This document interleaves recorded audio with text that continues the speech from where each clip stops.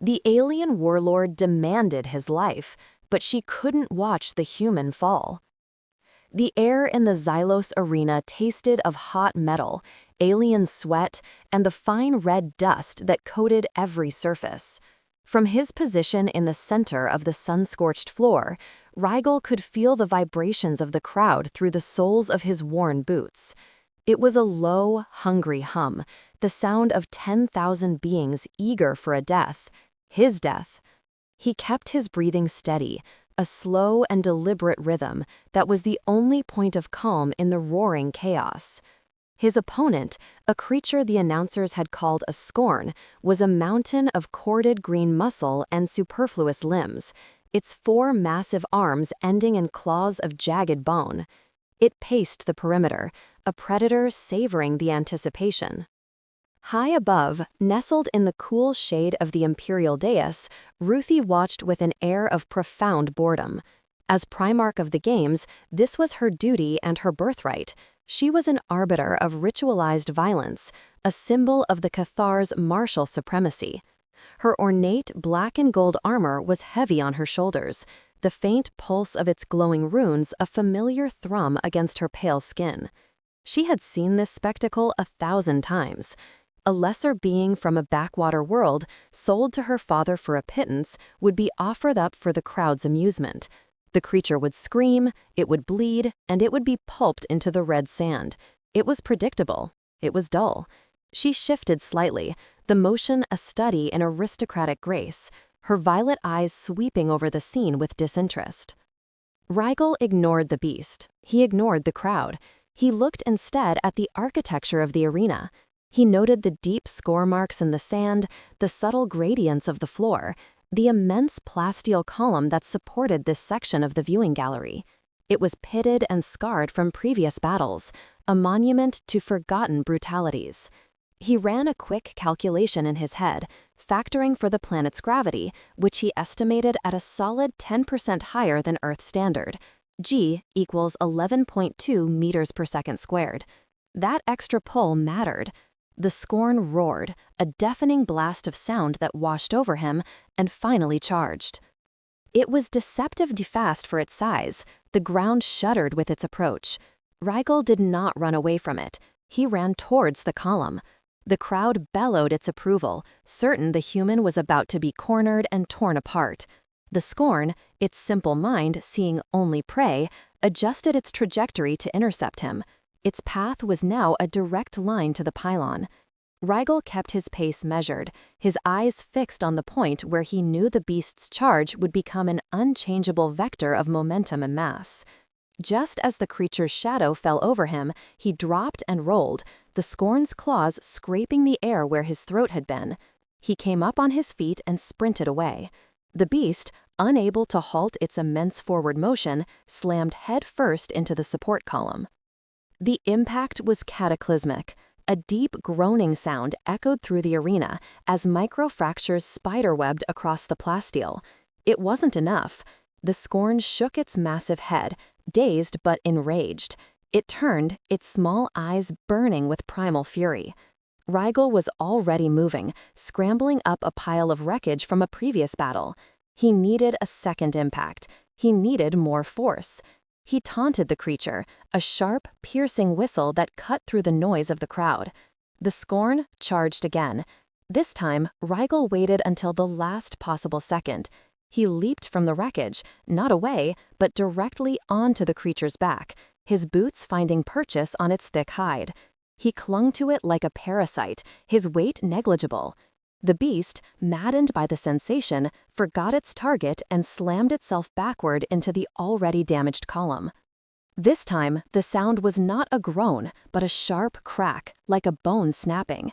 The column buckled. Tons of duracrete and steel collapsed inward, burying the scorn in an avalanche of structural debris. A cloud of red dust billowed out, blanketing the arena in a thick, choking haze. For a long moment, the entire stadium was held in a stunned, absolute silence.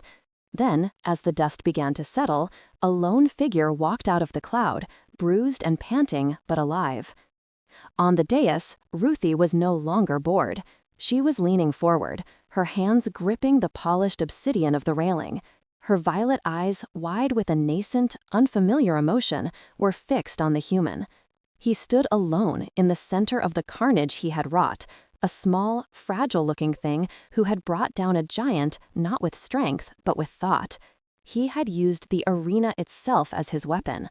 In a world that revered only brute force, he had presented a different, more unsettling kind of power. The silence of the crowd finally broke, not with a cheer, but with a wave of confused, astonished murmurs. Ruthie did not hear them. She watched as the guards entered the arena and dragged the human away, his head held high, his steady gray eyes sweeping the stands until, for a brief electric second, they met hers. The air in the cells beneath the arena was thick with the smells of stale sweat, antiseptic, and despair. It was a labyrinth of cold stone and humming energy bars, a place where warriors and beasts waited for their turn to die. Rigel sat on the hard slab that served as his bed, methodically cleaning the grist from a cut on his forearm. The sounds of the arena above were muted here, a distant, ghostly roar. He had won, but victory only meant he had earned the right to fight again tomorrow. His focus was on the now, on the careful process of tending to his wounds, conserving his energy, and assessing his new prison. The cell was small, the walls smooth and seamless, the energy field across the entrance shimmering with a faint blue light. Escape was not a viable option. Survival was the only game left to play. He heard the footsteps long before they arrived at his cell. They were different from the heavy, thudding steps of the guards. These were light, measured, and impossibly silent, a presence of immense authority. 2 hulking Cathar guards appeared first, their armor a dull gray compared to the polished obsidian he had seen on the dais. They flanked the entrance to his cell. Then she appeared. Primarch Ruthie moved out of the corridor's gloom and into the faint light spilling from his cell. She was even taller up close, a towering figure of pale skin and fiery hair, her presence seeming to diminish the very space around her. Her black and gold armor, with its softly glowing runes, made her look like a goddess of war from some ancient human myth. She stopped just before. The energy field. Her violet eyes studying him with an unnerving intensity. They were not eyes that simply saw. They were eyes that appraised, measured, and dissected. "The Warlord wishes to inspect his new asset," she said. Her voice was a low, melodic contralto, perfectly controlled and devoid of any discernible emotion. Rigel slowly got to his feet. He did not bow or show any sign of deference. He simply stood and met her gaze, his posture relaxed but ready. He was smeared with dirt and dried blood, his tunic was torn, and he was a full head and a half shorter than her, yet he projected an aura of absolute self-possession. "I'm not an asset," he replied, his voice calm and even. "I'm a pilot. My name is Rigel." A flicker of something, annoyance, perhaps surprise, crossed her features before being suppressed. "What you are is the property of my father. Your name is irrelevant. Your victory today was unexpected. The Warlord finds it amusing. Explain your methods." "I observed, I thought, and I acted," Rigel said simply. "Your beast was strong, but predictable. The arena was old, but governed by the same laws of physics as everything else." Ruthie's lips thinned. The casual way he spoke of universal laws, as if they were tools to be picked up and used, was alien to the Cathar mindset. For them, strength was the only law that mattered. "You speak of physics as a child speaks of a toy." "It's the only toy I had," he countered, a ghost of a smile touching his lips. "You give a man a rock, he can throw it. You give a man a lever, he can move the world." He paused, his gray eyes searching hers. "You gave me a very big rock and a very old lever." Her composure was perfect, but he could see the subtle shift in her stance, the minute tightening of her jaw. He was not behaving like any captive she had ever encountered. There was no fear in his eyes, only a deep, unnerving current of analytical thought. He was treating this conversation like a problem to be solved, and she was one of the variables. "Luck and clever words will not save you a second time," she stated, her tone a clear dismissal. "Then I'll have to rely on them a third and fourth time," he said. "Or are your champions always so easily defeated by toys?" The challenge hung in the air between them, sharp and clear. It was a dangerous, perhaps foolish thing to say to the daughter of the man who owned his life. One of the guards shifted, his hand moving to the hilt of his weapon, but Ruthie raised a single, slender finger, and he froze.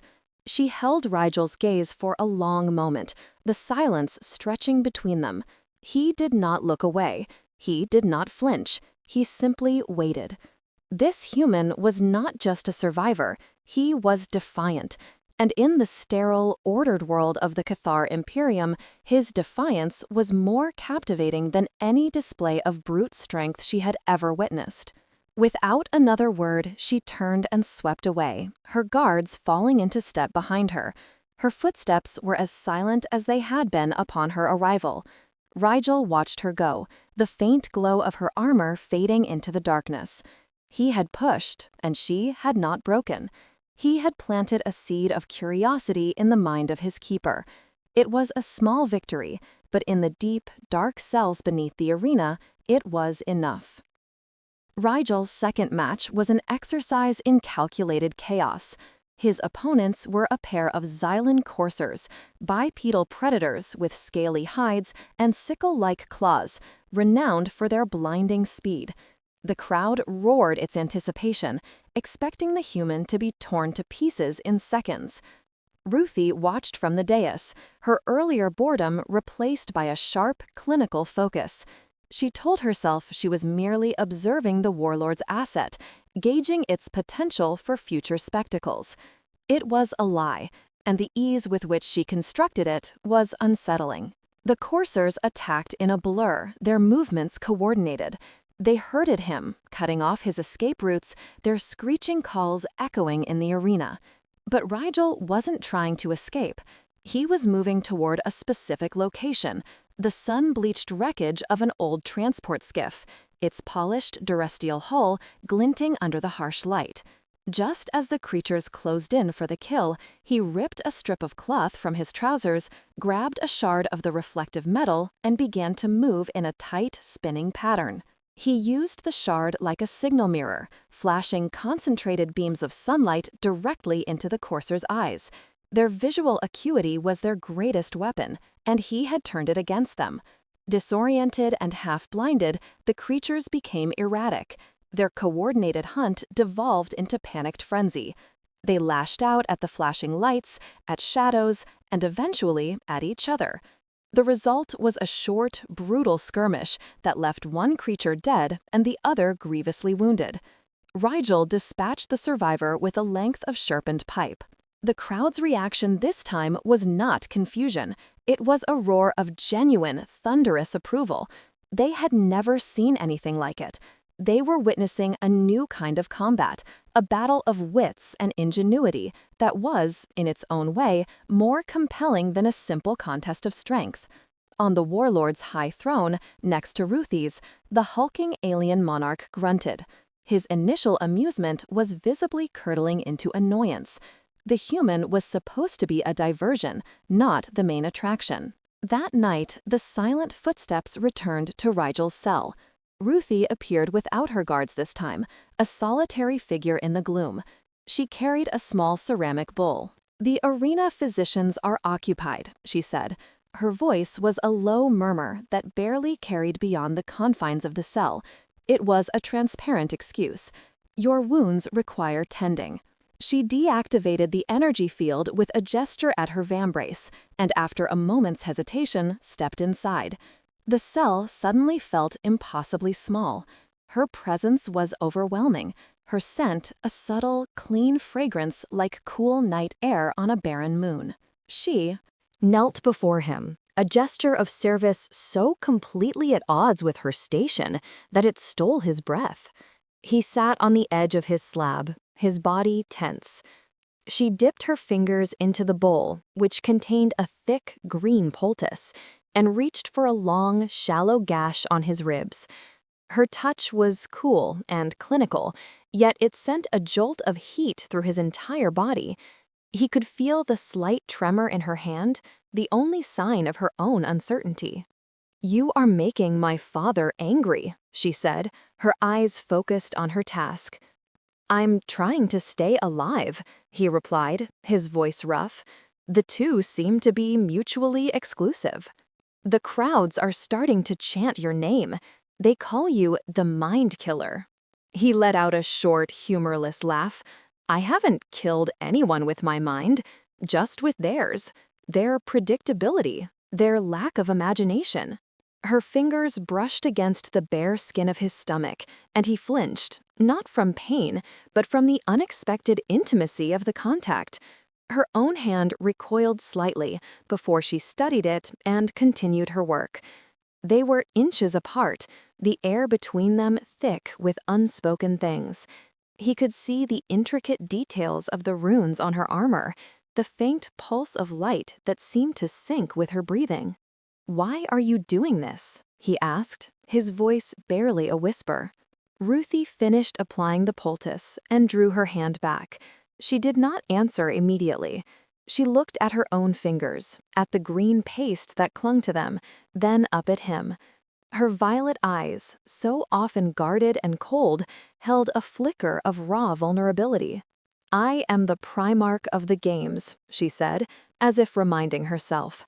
"It is my duty to ensure the assets are in prime condition." Her hand still hovered in the space between them. Acting on an impulse he didn't fully understand, Rigel reached out and gently took it. Her skin was smooth and cooler than his. Her fingers were long and slender, but he could feel the latent strength in her grip. She did not pull away. For a long moment, they simply stayed like that, his rough, calloused hand holding her pale, aristocratic one.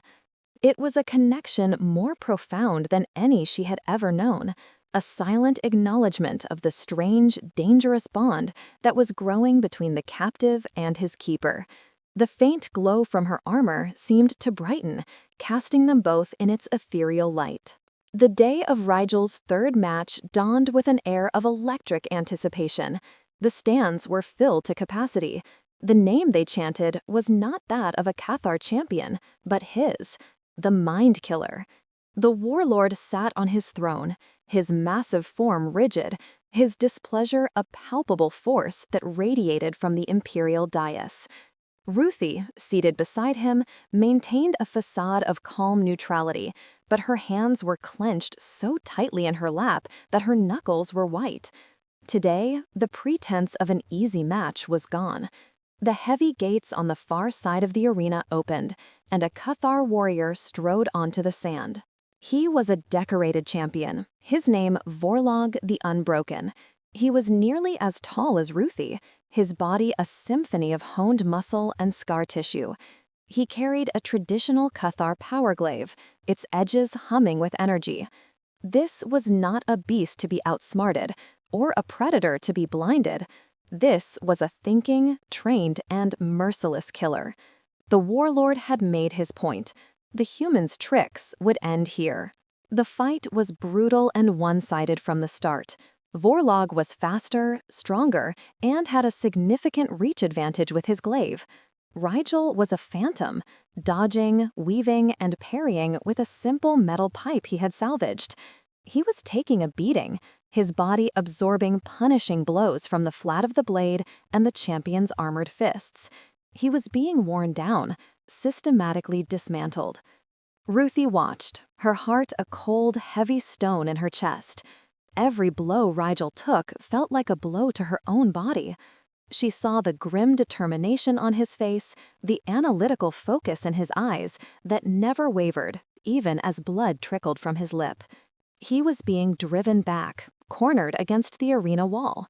Warlord raised his glaive for a final, decisive strike. But Rigel wasn't just defending, he was learning. He had been studying Warlord's movements, the subtle tells in his stance, the way he shifted his weight. Cathar physiology, for all its strength, was built on a bipedal structure not so different from his own, and every structure has a weakness. As the glaive swung down, Rigel did not dodge away. He lunged forward, inside the arc of the weapon. He dropped his pipe and slammed his body against the champion. It was the last thing Vorlog expected. Before the Cathar could bring his superior strength to bear, Rigel hooked his leg behind Vorlog's knee and twisted his own body, using the champion's forward momentum against him. It was a perfect, low-gravity leverage throw. Vorlog was lifted from his feet and slammed on his back. The move was disorienting, but it was what Rigel did next that sealed the Cathar's fate. He dropped his full weight on Vorlog's leg precisely at the joint and applied a sharp, violent pressure. There was a sickening crack that echoed in the momentary silence of the arena. Vorlog screamed, a sound of pure agony. His primary knee joint had been hyperextended and shattered. He was crippled, his weapon falling from his grasp. Rigel scrambled back, his chest heaving, his body a canvas of fresh bruises. He had won. But the crowd did not cheer. They gasped. And on the high throne, the warlord rose to his feet. His face, normally a mask of stoic brutality, was contorted with a rage so profound it seemed to suck the very air from the stadium. It was not the anger of a ruler whose champion had been defeated. It was something deeper, something personal and venomous. Ruthie felt a cold dread wash over her. She did not understand. A victory was a victory. But she could feel the temperature drop around her father, see the way his hand trembled as he pointed a single, massive finger at the human below. That, the warlord's voice began, a low, guttural growl that promised death.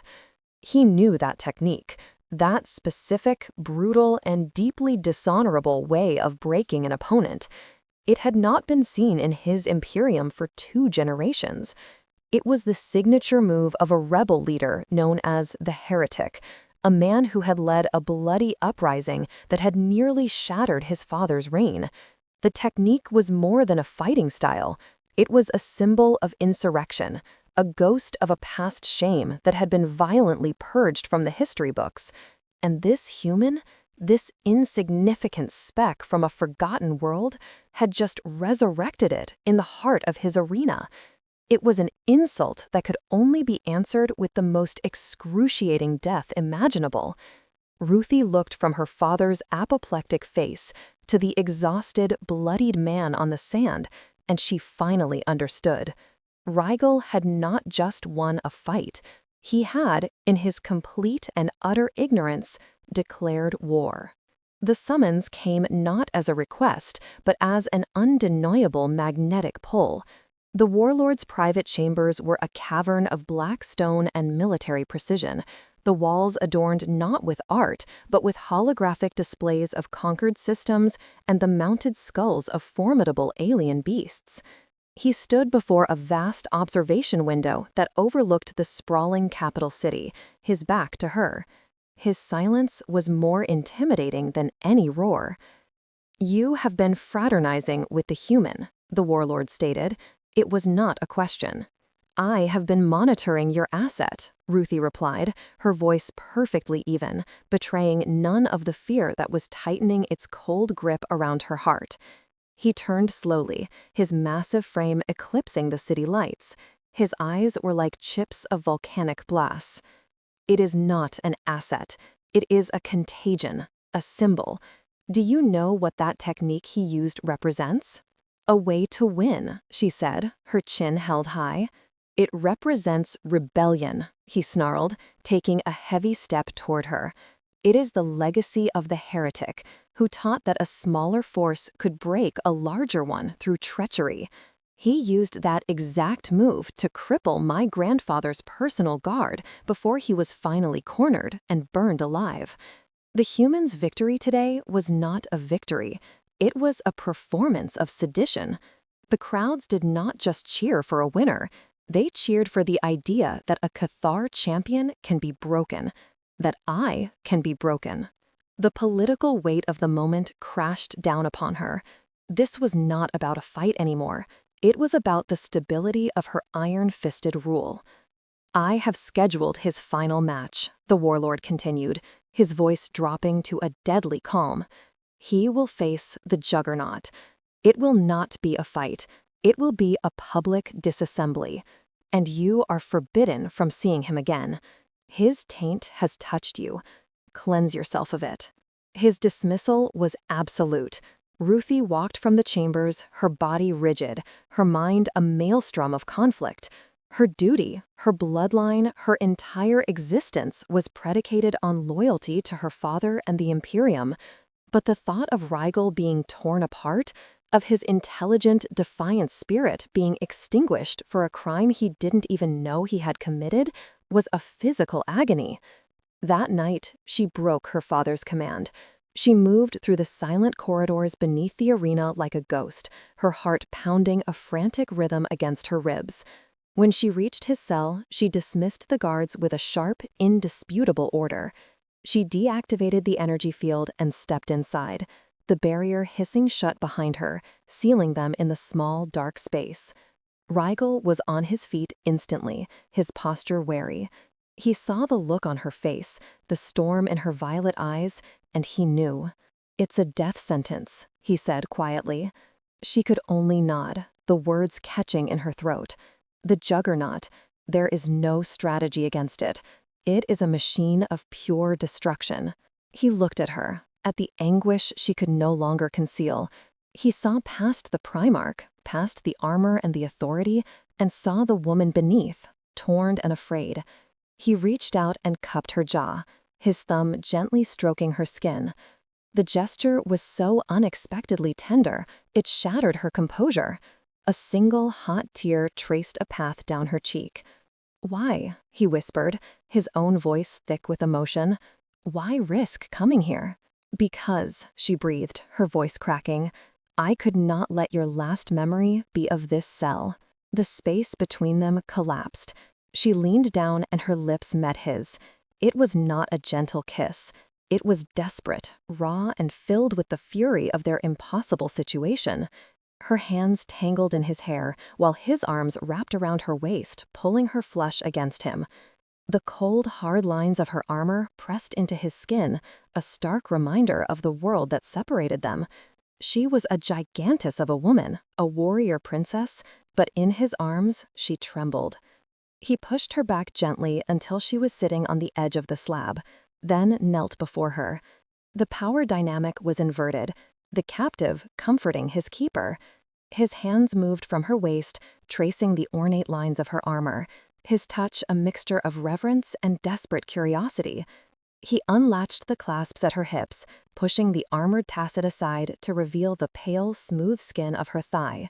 He leaned in and pressed his lips to her leg, his kiss a brand of devotion against the encroaching darkness.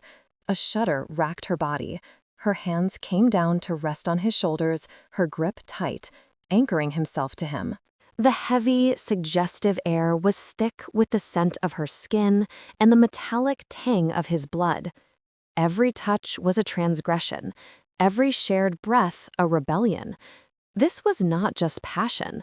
It was a final, frantic act of life in the face of certain death, a desperate attempt to create a single, perfect moment that could stand against the annihilation that was to come. In the days that followed their clandestine encounter, a profound shift occurred in both of them. Ruthie performed her duties as Primarch with a chilling, flawless precision. She was a mask of ice and authority, her face betraying nothing of the turmoil that raged within her. She had made a choice that night in the cell, a silent pledge she could not yet act upon. Her treason was a seed, planted in the dark, waiting for the right moment to break the surface. She watched her father, she watched his second-in-command, and she saw the Imperium not as her birthright, but as a cage built of tradition and fear. Her personal attendant, a small bird-like creature of the subjugated Xylos species, watched her with wide, knowing eyes. The attendant, who had served Ruthie since childhood, saw the new tension in her posture, the way her gaze would drift toward the arena floor even when it was empty.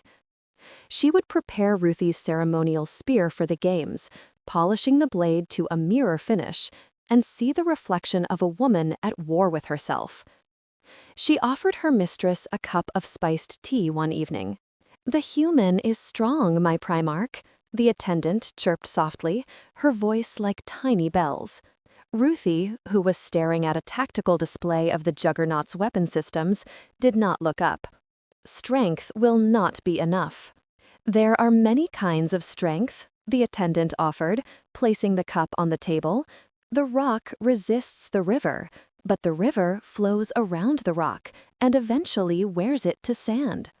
Ruthie finally looked at her, a flicker of appreciation in her violet eyes. It was a Xylos proverb, a philosophy of the conquered, a philosophy of survival.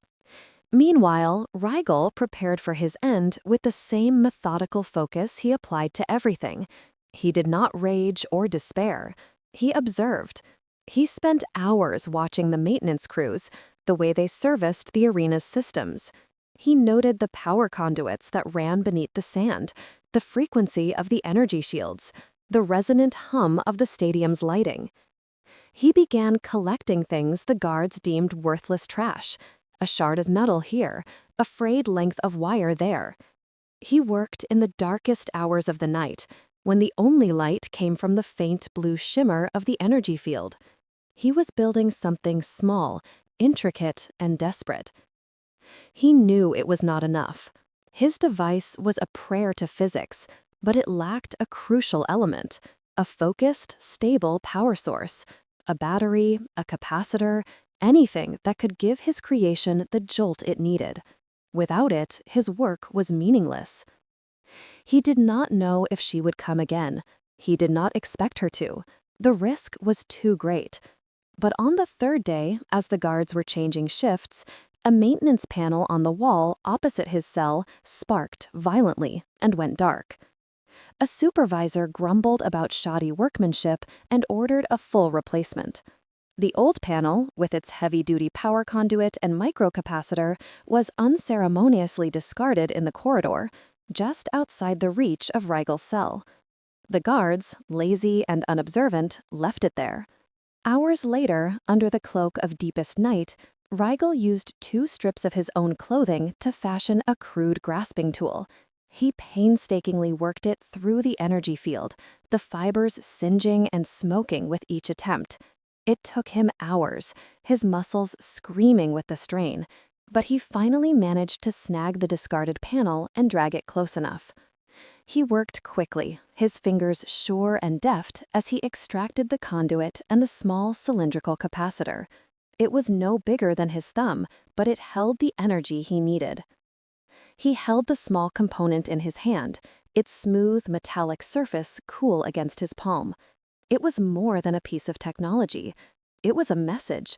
It was an act of treason. It was a sliver of hope, delivered by the woman who was supposed to be his executioner. He knew then that he was not entirely alone.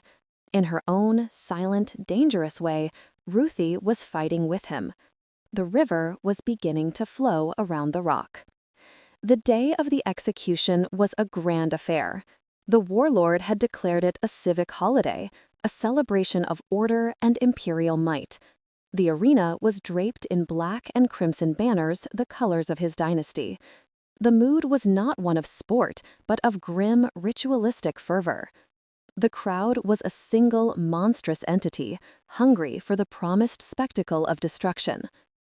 Ruthie took her seat on the dais, her face as impassive as a marble statue. She wore her most ornate armor, her ceremonial spear resting on its rack beside her throne. To any observer, she was the perfect image of a dutiful daughter, ready to preside over the affirmation of her father's power. But beneath the polished armor, her heart beat a slow, heavy drum of rebellion. Rigel was escorted onto the sand by a phalanx of guards. He was not afforded the dignity of a proper entrance. He was shoved forward, stumbling slightly before catching his balance. He looked smaller than ever in the vast expanse of the arena. his body a roadmap of the bruises and cuts from his previous fights. He held a simple metal pipe, a pathetic weapon against what was to come. Hidden in the palm of his other hand, wrapped in a strip of cloth, was his device. He looked up at the dais, and for a fleeting second his eyes met Ruthie's. No message was exchanged, none was needed. It was a final acknowledgement, a shared breath before the plunge. Then the gates opened, and the Juggernaut entered. It was a biomechanical nightmare, a grotesque fusion of a massive rhinoceros-like creature and military-grade cybernetics. Its hide was plated with abrasive armor. One of its forelimbs had been replaced with a multi-barreled rotary cannon, the other with a massive, piston-driven siege claw. Red optical sensors glowed with malevolent light from within its armored skull. It was not an animal. It was a siege engine given flesh. The battle began. It was not a fight. It was a chase. Rigel was pure motion, a desperate dance of survival. The Juggernaut's cannon spat streams of plasma that vaporized the sand where he had stood moments before. The ground shook with its thunderous steps. It was a force of nature, relentless and overwhelming. Rigel was a gnat buzzing around a behemoth, his pipe useless against its armored plating. He slid and rolled, using the wreckage as temporary cover, his lungs burning, his muscles screaming in protest. He was bleeding again. A long gash opened on his thigh by a piece of shrapnel. His movements became slower, his reactions a fraction less sharp. The Juggernaut, with its cold, calculating targeting systems, recognized this. It ceased firing and charged, its siege claw snapping open and shut, ready to pluck him from the ground and crush him.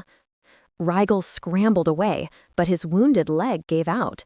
He fell, tumbling across the red sand. He tried to get up, but his body would not obey. He was spent. The Juggernaut loomed over him, its shadow a promise of oblivion. The crowd roared, the sound a tidal wave of bloodlust. From her dais, Ruthie watched, her expression unchanging, but her hand had moved to grip the hilt of her spear. This was it, the moment she had dreaded, the moment that would define her. Rigel pushed himself up onto one elbow, his chest heaving. He looked up at the monstrous machine, at the red, unblinking eyes that stared back at him. He could see the intricate mechanics of the siege claw as it whirred and calibrated for the final crushing blow. It was over. He had failed. But as the claw began its descent, a grim, defiant smile touched his lips. He had lured the beast to the exact spot he needed. He was not just waiting for his death. He was waiting for his moment. The claw descended, ready to extinguish the life of the insignificant human who had dared to challenge the might of the Cathar. The massive siege claw descended, its shadow engulfing Rigel completely. The crowd held its collective breath, leaning forward to witness the final gruesome moment. The Warlord had a satisfied smirk on his face. Ruthie's knuckles were bone white where she gripped her spear.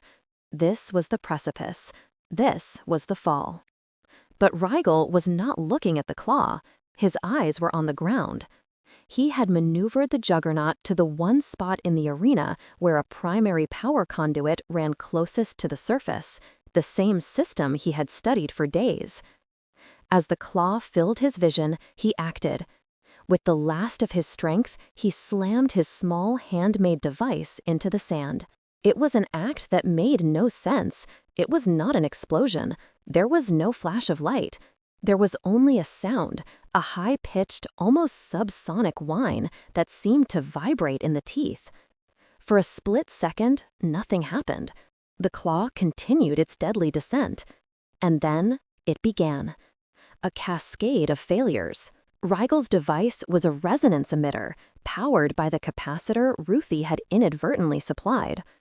It was tuned to the specific, unshielded frequency used by the Juggernaut's internal cybernetic regulators.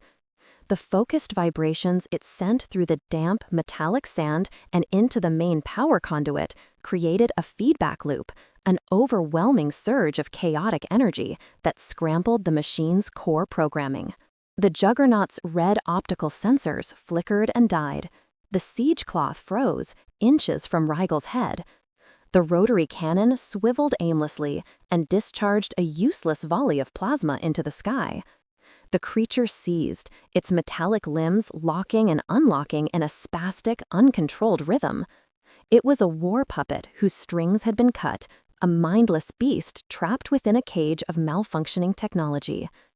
It staggered, its immense weight suddenly a liability, and then it crashed to the ground with a deafening shriek of protesting metal. The arena was utterly silent. The unthinkable had happened. Again. Rigel forced his battered body to move. He crawled, dragging his wounded leg behind him toward the fallen monstrosity. The Juggernaut was still twitching, its organic parts fighting against its paralyzed cybernetics. He knew he had only moments. He reached the creature's head and, using the last dregs of his adrenaline-fueled strength, drove his sharpened metal pipe into the one place the armor did not cover, the soft, vulnerable tissue of its auditory canal. He rammed it deep, piercing the brain matter within. The Juggernaut gave one last, violent shudder, and then was still. He had won. He pulled his pipe free and fell back, his body finally giving out. He landed on his knees, his head bowed, his breath coming in ragged, painful gasps. He was alive, but only just. He remained there, kneeling in the center of the silent arena, a solitary figure surrounded by the wreckage of his extraordinary victory. He had survived the execution. He had defied the Warlord. He had done what no one, not even Ruthie, had believed he could. He had refused to fall, and now he could do no more. He waited, his consciousness fading at the edges, for the final judgment that he knew must surely come. The silence that followed the Juggernaut's fall was a vacuum, a void of disbelief that sucked all sound from the massive stadium. The crowd stared, uncomprehending. The guards stood frozen, their training having no protocol for this outcome. The spectacle of execution became a spectacle of humiliation. Then the vacuum was shattered. A single sound erupted from the imperial dais, a guttural roar of pure, undiluted fury.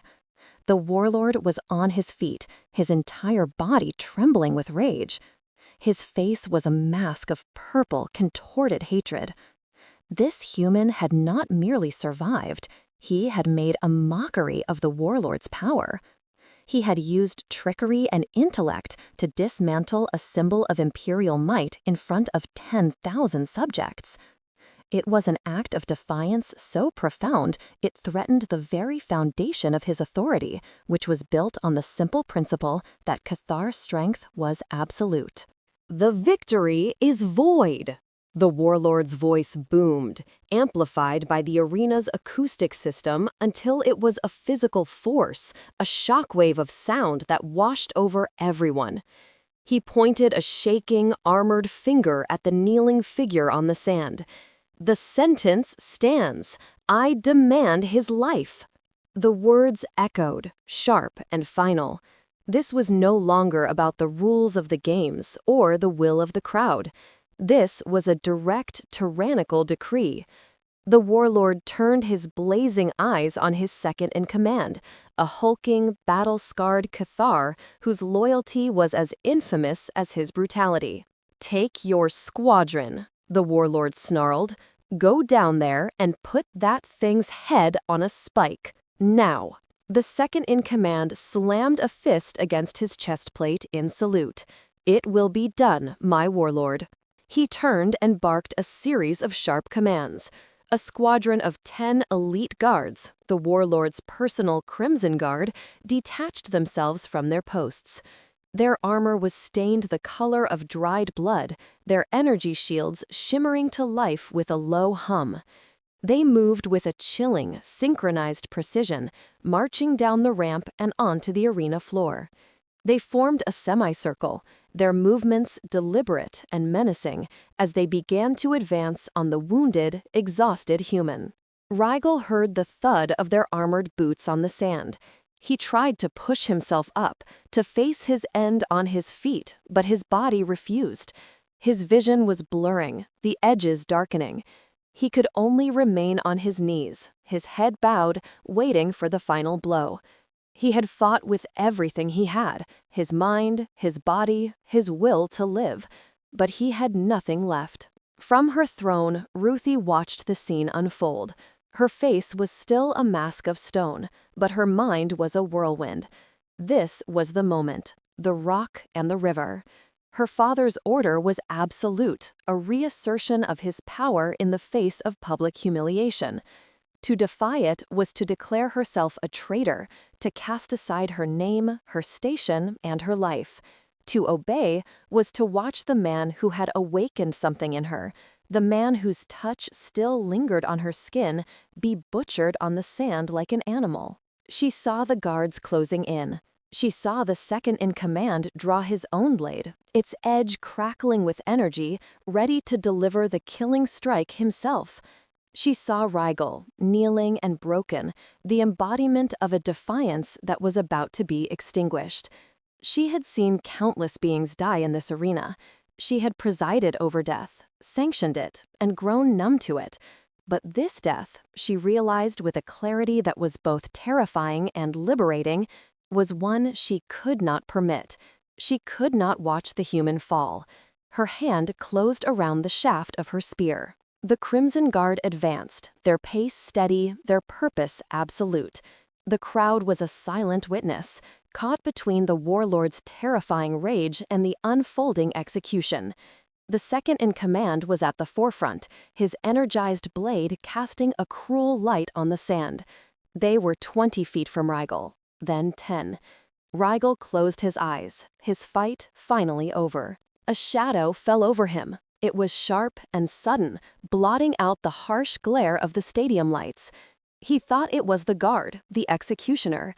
He braced himself, but the blow did not come. Instead, he heard a sound that did not belong. The soft, almost inaudible scrape of a spear tip on stone and sand. He forced his eyes open. Standing over him, her body a living shield between him and the advancing guards, was Ruthie. She had moved with a speed and silence that was breathtaking. One moment she was on the dais, a statue of regal obedience. The next, she was here on the arena floor, a goddess of war incarnate. Her fiery red hair was a banner of defiance against the crimson armor of her father's guards. Her violet eyes, no longer conflicted or veiled, burned with a cold, lethal fire. She held her long spear not in a defensive posture, but in a ready stance, its gleaming tip aimed directly at the chest of the second in command. The guards stopped. The second in command froze mid-stride, his expression a mixture of shock and disbelief. "Primarch," he growled, his voice tight with confusion. "Stand aside. This is the Warlord's will." "The Warlord's will does not extend to a victor of the games," Ruthie's voice rang out, clear and sharp, amplified by the arena's acoustics. "He won. The Juggernaut is dead. By the ancient laws, his life is now forfeit to the Primarch, to me." It was a masterful stroke, a move Rigel himself would have admired. She was not just defying her father, she was using the bedrock of their own rigid traditions against him. On the dais, the warlord's face went from rage to stunned fury. He opened his mouth to order them to kill her too, but no sound came out. He was, for the first time in his reign, speechless. The second in command hesitated, his simple, brutal mind caught in a paradox. To obey the warlord, he had to defy the Primarch and the ancient laws he cited. His loyalty was to the throne, but she was the throne, the warlord's heir. "He is a traitor," the guard snarled, trying to regain his footing. "A symbol of rebellion. He must die." "He is a human," Ruthie corrected, her voice dropping to a low, dangerous tone. "He is a survivor, and he fought with more honor and intelligence than any champion I have seen in this arena." Rigel, still on his knees, looked up at her. He reached out a trembling hand and rested it on the greave of her armored leg, a silent gesture of contact, of grounding. He could feel the power thrumming through her, the absolute certainty of her choice. The second in command took a half step forward, raising his blade, his edge crackling with energy, ready to deliver the killing strike himself. Ruthie, grip on her spear tightened. The glowing runes on her armor flared, their light intensifying from a soft pulse to a brilliant, steady glare. She was no longer just the Primarch. She was a Cathar warrior, and her intent was unmistakable. "Then you will die here, on this sand," she stated, not as a threat, but as a simple, undeniable fact. A standoff. In the center of the silent arena, the Warlord's daughter stood over the broken human, her spear holding the might of the Empire at bay. The crowd watched, mesmerized. The Warlord watched, his authority crumbling with every second that his guards failed to act. The future of an empire hung in the balance, resting on the tip of a single spear held steady by a woman who had chosen her own law over her father's. Ruthie looked down for a fraction of a second, her violet eyes meeting Rigel's exhausted gray ones. And in that look, a new world was born. Then she turned her gaze back to the guards, her expression unyielding. Her voice, for the final time, echoed through the vast space, a declaration that would be remembered for generations. It was a claim, a promise, and a challenge to the heavens themselves. "He is mine."